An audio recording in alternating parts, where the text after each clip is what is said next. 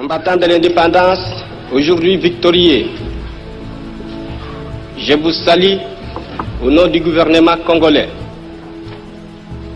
À vous tous, mes amis, qui avez lutté sans relâche à nos côtés, nous avons connu les ironies, les insultes, les coups que nous devions subir au matin, midi et soir, parce que nous étions des nègres.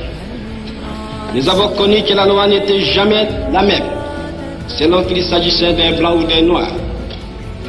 Qui oubliera les fusillades, les cachons furent brutalement jetés, ceux qui ne voulaient plus se soumettre au régime d'injustice, d'oppression et d'exploitation. Ça, c'est vraiment le moment de ce fameux discours du 30 juin 1960.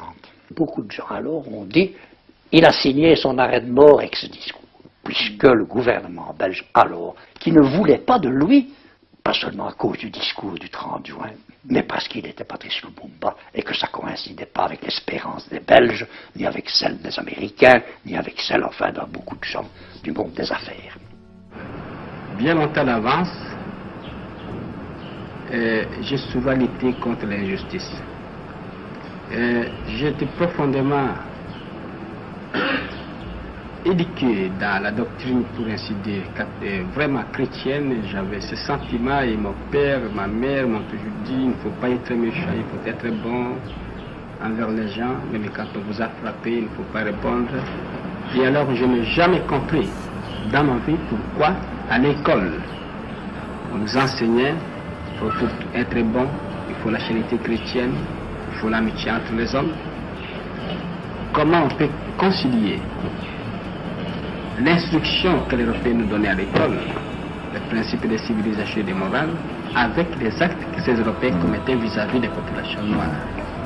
Et c'est en faisant cette observation au jour le jour, à comparer les principes qu'on nous enseignait, les actes que ceux qui nous enseignaient commettaient.